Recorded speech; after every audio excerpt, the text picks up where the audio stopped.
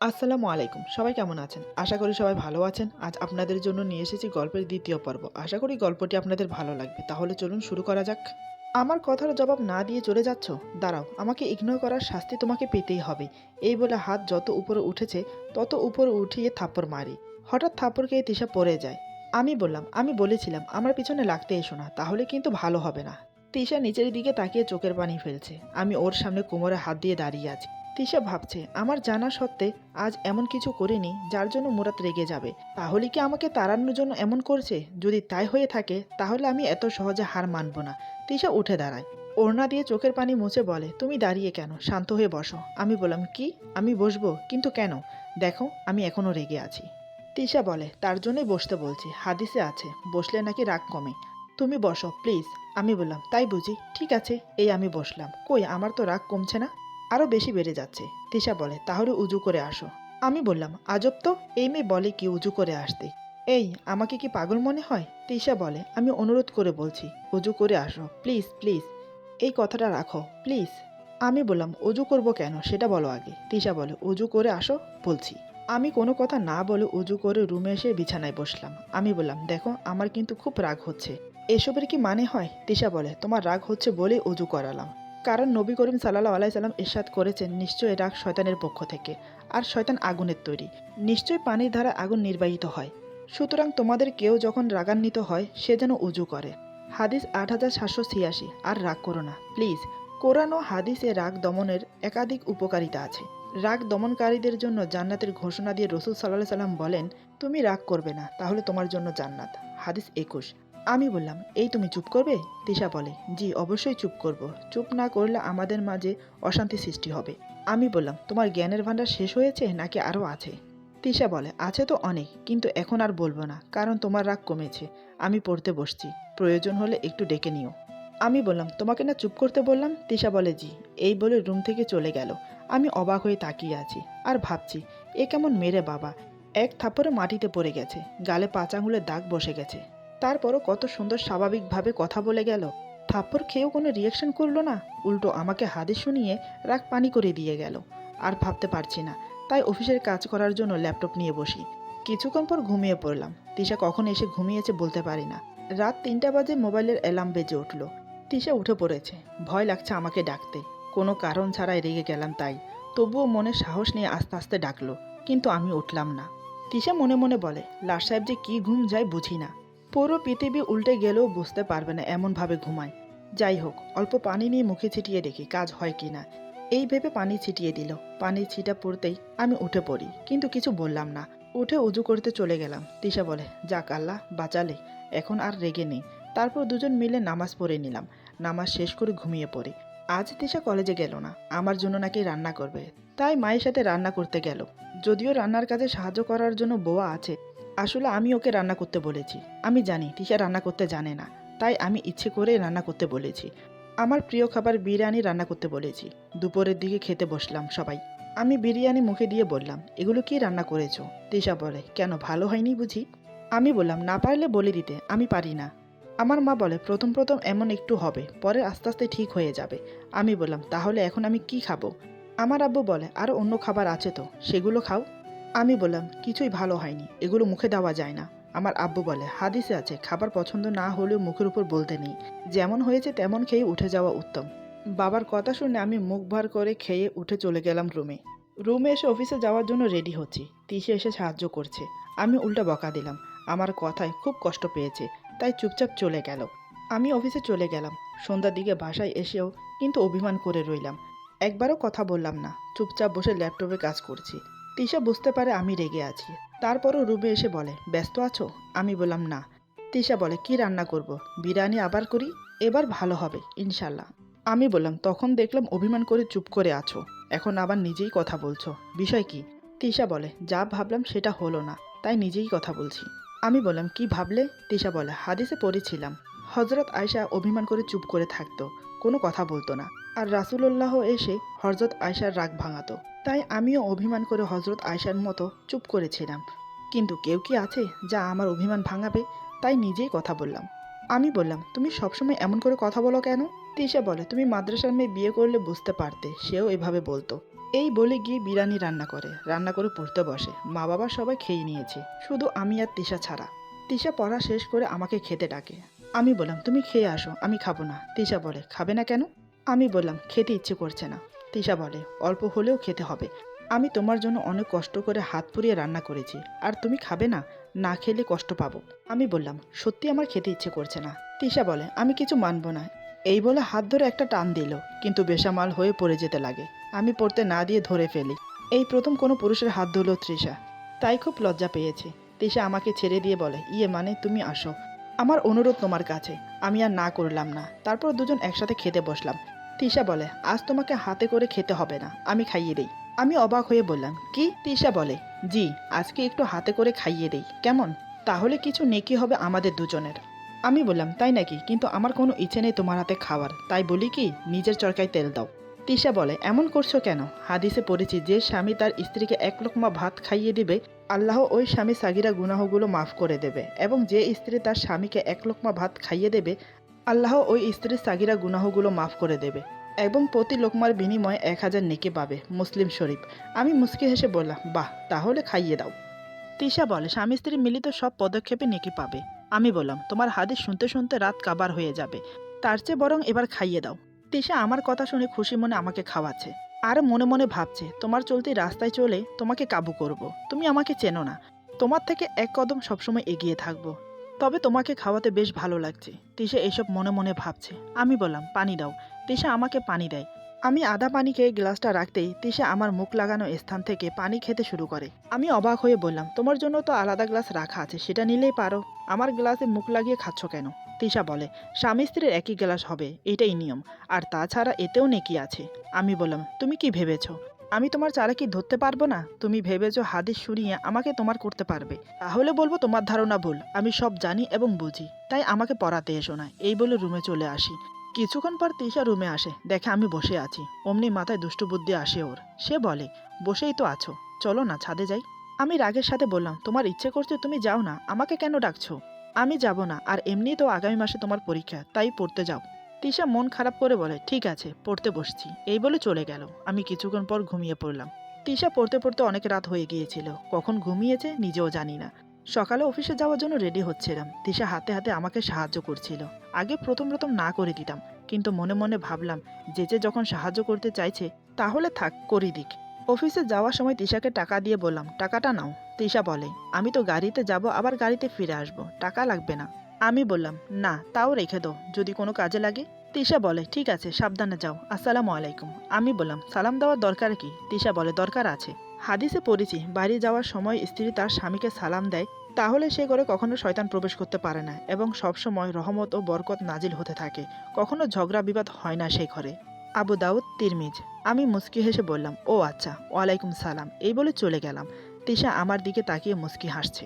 তারপর তিশা কলেজে গিয়ে রাইসার সাথে কলেজের মাঠে বসে আছে। রাইসা বসে বলে এবার বল কি এত ভাবছিস? তিশা বলে কি আর ভাববো। রাইসা বলে মুরাদের কি খবর, ও কি মেনে নেবে?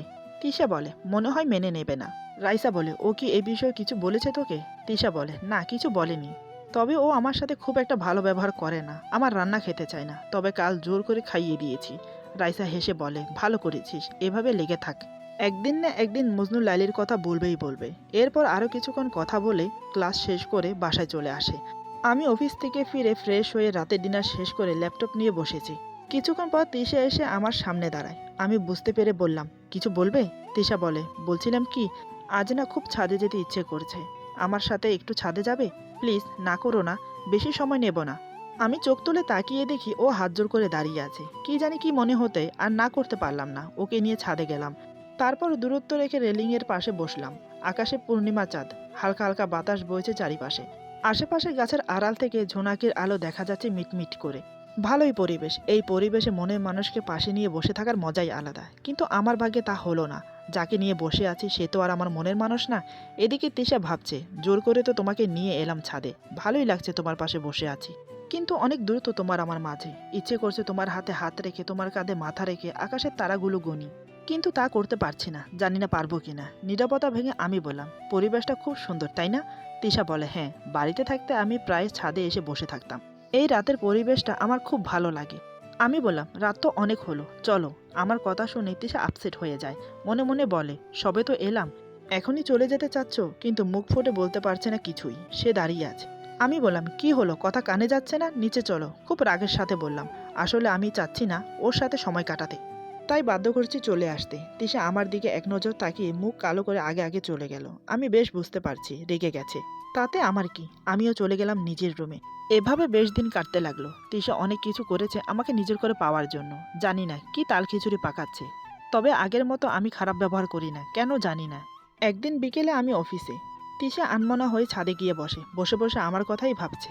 হঠাৎ করে পুকুরের পাশের ফ্লাইটের বেলকনিতে নজর গেল। একটা যুবক আর একটা যুবতী, সম্ভবত ওরা স্বামী স্ত্রী। বেলকনিতে দুইজন বসে গল্প করছে। মেয়েটার কোলে মাথা রেখে কিছু একটা বলছে ছেলেটা। মেয়েটাও অনেক খুশি, দেখতে অনেক ভালো লাগছে। কিন্তু এসব দৃশ্য দেখে তিশার খুব খারাপ লাগছে। সে মনে মনে ভাবছে, আজকে আমার জীবনও এমন দিন আসতে পারতো, কিন্তু আসেনি। চোখের কোণে না চাইতেও জল চলে আসে। আর দাঁড়িয়ে থাকতে পারছে না সে, তাই রুমে চলে আসলো। অজু করে নিল, নামাজ পড়ে আল্লাহর কাছে সাহায্য চাইবে বলে। নামাজ পড়ে উঠে পড়তে বসে, কিন্তু পরে মনোযোগ দিতে পারছে না, কারণ মনটা খুব খারাপ। তাই নীল ডায়েরিতে কিছু লিখছিল। আমি এসেছি সেই কখন, কিন্তু একটি বারের জন্য তৃষাকে দেখিনি। এমনিতে আসা মাত্রই আগে পিছে ঘোরে, আমার কি লাগবে না লাগবে সেটা দেখে। কিন্তু আজ কোথায় গেল? না, একটু দেখি মেয়েটা কি করছে। এসব ভাবতে ভাবতে তৃষার পড়ার রুমের দরজার কাছে গিয়ে দাঁড়ালাম। চুপি চুপি দেখার চেষ্টা করলাম কি করছে। দেখি ডায়েরিতে কি লিখছে। তৃষা হয়তো আমার উপস্থিতি বুঝতে পেরেছে। দ্রুত ডায়েরিটা বন্ধ করে পিছনে তাকিয়ে ভয় পেয়ে গেল। দেখে আমি দাঁড়িয়ে আছি। ডায়েরিটা লুকোনোর চেষ্টা করেও ব্যর্থ হলো। আমি ডায়েরিটা দেখে ফেলেছি। আমি রুমে প্রবেশ করতে করতে বললাম, এই তুমি ডায়েরি লেখো? তৃষা বলে, জি লিখি। আমি বললাম, ডায়েরিটা দেখি কি কি লিখেছো? তৃষা বলে, ডায়েরিটা একান্তই ব্যক্তিগত, তাই দেখা যাবে না। আমি বললাম, তাতে কি, একটু দেখি। এই বলে আমি ওর দিকে এগিয়ে যাই। তৃষা ভয় পাচ্ছে। সে ভাবছে, একবার যদি ডায়েরিটা ওর হাতে পড়ে তাহলে কি হবে, ভাবতে পারছে না। কত কিছু লেখা আছে ডায়েরিতে ওকে নিয়ে। তৃষা বলে, এভাবে এগিয়ে আসছো কেন? আমি বললাম, ডায়েরিটা পড়বো। তৃষা মনে মনে বলে, না না, এই ডায়েরিটা ওর হাতে দেওয়া যাবে না।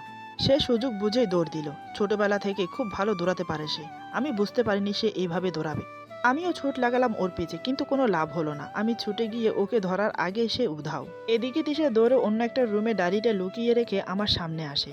অবশেষে নিজের ইচ্ছায় ধরা দিল। আমি বললাম, বাবা এত জোরে দৌড়াতে পারো, আগে জানতাম না। তৃষা বলে, আমি ছোট থেকে ভালো দৌড়াতে পারি, একবার স্কুলে দৌড়ানোর জন্য ফার্স্ট হয়েছিলাম। আমি বললাম, তাহলে আমাকে দেখে এভাবে পালালে কেন?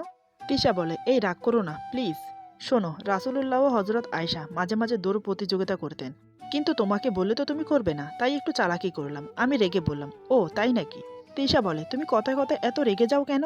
আমার কিন্তু একদম ভালো লাগে না। আমি বললাম, কথা না ঘুরিয়ে ডায়েরিটা দাও। তৃষা বলে, তুমি দৌড়ে আমাকে ধরতে পারোনি, তাই তুমি হেরে গেছো। যেদিন জিতে যাবে সেদিন দেব। আমি বললাম, ঠিক আছে। এই বলে রুমে চলে গেলাম। তৃষা বুঝেছে আমি রাগ করেছি, তাই একটা দুষ্ট বুদ্ধি বের করে। তারপর পড়তে না বসে রুমে আসে। আমি বললাম, আর কিছুদিন পর এক্সাম, তুমি না পড়ে কি করছো এখানে? তৃষা বলে, পড়াতে মন বসছে না, চলো একটু ছাদে যাই। আমি বললাম, আবার বায়না, প্রতিদিন রাতে ছাদে যাওয়া নিয়ে পাগলামো করো কিসের জন্য? কই, আমি তো একদিনও যাই না। তৃষা বলে, না যেয়ে তুমি একটা সুন্নত কাজ করছো না। আমি বললাম, মানে? তৃষা বলে, হাদিসে পড়েছি নবীজি সারাদিন ব্যস্ত থাকতেন, ফাঁকে ফাঁকে স্ত্রীদের সময় দিতেন। তবে রাতের বেলায় চারিদিক নীরব হয়ে এলে তিনি হযরত আয়েশার সাথে ঘুরতে বের হতেন, হাঁটতে হাঁটতে কথাবার্তা বলতেন। তাই আমিও একটু রাতে তোমার সাথে সময় কাটাতে চাই। আমি বললাম, আমার কোনো ইচ্ছে নেই ছাদে যাওয়ার, তোমার মন চাইলে তুমি একা যেতে পারো। তৃষা বলে, শুধু আজকের জন্য, যদি ভালো না লাগে আর কোনোদিন জোর করব না, প্লিজ। আমি বললাম, ঠিক আছে চলো। এর আগে ছাদে আরেকদিন এসেছিলাম, কিন্তু কিছুক্ষণ সময় পরেই চলে গেছি। চারিদিকে নীরব পরিবেশ, হালকা হালকা বাতাস হচ্ছে, চাঁদের আলোয় আশেপাশের সবকিছুই অনেক সুন্দর দেখাচ্ছে। আকাশটাও অনেক পরিষ্কার, মাঝে মাঝে কিছু মেঘ দেখা যায়। টবে অনেকগুলো ফুল গাছ লাগানো, এর আগে দেখেনি তৃষা। অনেক ফুল ফুটেছে, ভালোই লাগছে দেখতে। তৃষা বলে, ওমা, এপাশে তো অনেকগুলো ফুলের টব আছে। আমি বললাম, এই গাছগুলো অনেকদিন আগে লাগানো, বেশ সুন্দর সুন্দর ফুল ফুটেছে তাই না? তৃষা বলে, জি, তা তো ফুটবেই, দেখতে হবে না কার বর লাগিয়েছে। আমি বললাম, তুমি অনেক দুষ্ট। তৃষা বলে, হ্যাঁ, তোমার জন্যই। আমি না শোনার ভান করে বললাম, ভাবছি আরও কিছু ফুল গাছ কিনে লাগাবো। তৃষা বলে, অনেকগুলো গোলাপ লাগাও, আর যখন গোলাপ ফুল ফুটবে সেই ফুল দিয়ে আমাকে প্রপোজ করো। আমি বললাম, কত শখ দেখো, এত কষ্ট করে ফুল গাছ লাগাবো আমি, যত্ন নেব আমি, আর সেই ফুল দিয়ে তোমাকে প্রপোজ করব। ইস, কত শখ। এভাবে অনেক গল্প করলাম। এভাবে আরও কয়েক মাস কেটে গেল। আমি এখনও ওকে আপন করতে পারিনি, এমনকি সেও আমার মনে জায়গা করে নিতে পারেনি। একদিন মুখের উপর পানির ছেটা পড়ল। তাহাজ্জুদের সময় হয়ে গেছে মনে হয়। চোখ খুলে দেখি তিশা সবেমাত্র গোসল করে এসে চুল আঁচড়াচ্ছে। ভেজা ভেজা শরীর আর পানি পড়া চুল দেখে এক প্রকার ক্রাশ খেলাম। মেয়েদের নাকি ভেজা গায়ে অনেক সুন্দর লাগে। আজ তা নিজের চোখে দেখছি। সত্যি অসাধারণ লাগছে। ওর ঘন কালো লম্বা চুলের পানির ছেটায় আমার ঘুম ভেঙে গেছে। তৃষা একটুও বুঝতে পারেনি। কতক্ষণ সময় ধরে যে তৃষার সুদীর্ঘ চুলের দিকে তাকিয়ে আছি নিজেও জানি না। হঠাৎ তৃষা আমার দিকে তাকিয়েছে। একদম চোখাচোখি পড়ল। তৃষা বলে, কি দেখছো এভাবে? আমি বললাম, কিছু না। তৃষা বলে, আজ এত দ্রুত চলে এলে যে, শরীর খারাপ নাকি? আমি বললাম, না, তবে একটু মাথা ব্যথা করছে। তৃষা এই কথা শুনে পাশে এসে বসে বলে, মাথা টিপে দেই? আমি বললাম, দাও। তৃষা বলে, আমার কোলে মাথা রাখো। আমি বললাম, কি? তোমার কোলে মাথা রাখবো কেন? তৃষা বলে, রাখলে সমস্যা কোথায়? আমি বললাম, না, আমি বালিশে মাথা রাখি আর তুমি টিপে দাও। তৃষা বলে, তাহলে তুমি একটা সুন্নত মিস করবে। আমি বললাম, তাহলে মাথা রাখতেই হবে? তৃষা বলে, জি, রাখতে হবে। এরপর আমি বাক্য ব্যয় না করে তৃষার কোলে মাথা রেখে শুয়ে পড়লাম। তৃষা খুশি মনে মাথা টিপে দিচ্ছে। অন্যরকম একটা ভালো লাগা কাজ করছে। দিন দিন ওর প্রতি দুর্বল হয়ে পড়ছি। ওর চুলের মিষ্টি গন্ধ আমার নাকে এসে লাগছে। আমাকে আরও ব্যাকুল করে দিচ্ছে। ইচ্ছে করছে এখন ওকে জড়িয়ে ধরে আদর করি। না, আমি তা করব না। রাতে তো মগ্নহীনভাবে ঘুমায়।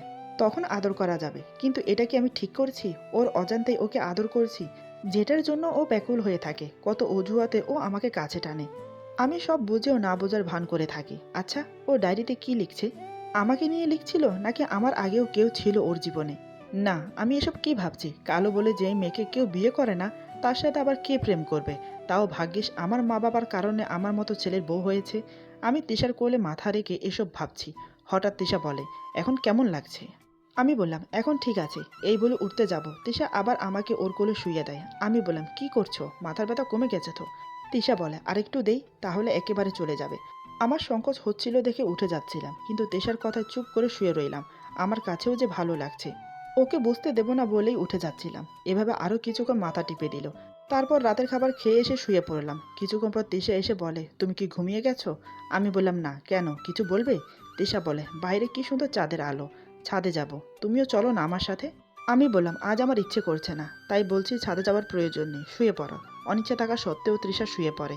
আমি তো এটাই চেয়েছিলাম। ও যত তাড়াতাড়ি ঘুমিয়ে পড়বে তত তাড়াতাড়ি আমি ওকে কাছে পাবো। সারাদিনের ক্লান্তির কারণে শোয়া মাত্রই ঘুমিয়ে পড়ে তৃষা। কিছুক্ষণ পর শিওর হওয়ার জন্য ওর মুখের উপর হাত নাড়িয়ে দেখলাম সত্যি ঘুমিয়েছে কিনা। না, গভীর ঘুমে তলিয়ে গেছে। তারপরও আরও কিছুক্ষণ ওয়েট করলাম, কিন্তু আমার কাছে যেন অনেক সময় হয়ে গেছে। আমি ওয়েট করছি, আর পারছি না। ধীরে ধীরে এগিয়ে এসে ওকে বুকে টেনে নিলাম। গভীর নিঃশ্বাস টেনে চুলের ঘ্রাণ নিতে লাগলাম। ওর মাথায় চুমো খেলাম। ওর ঠোঁটে নিজের ঠোঁট মিশিয়ে তৃষ্ণা নিবারণ করতে লাগলাম। সারা শরীরে হাত বুলাতে থাকি। কত নরম ওর শরীর, না ছুলে বুঝতেই পারতাম না। এভাবে কতক্ষণ ধরে যা আদর করেছি আমি নিজেও জানি না। কিন্তু আধা ভালোবাসা ইতি টানতে হয়, পুরো ভালোবাসা হয়ে ওঠে না। তাই নিজেকে সরিয়ে নিয়ে এলাম। তারপর এটা সেটা ভাবতে ভাবতে ঘুমিয়ে পড়ি। আজও তৃষা কিছু টের পায়নি।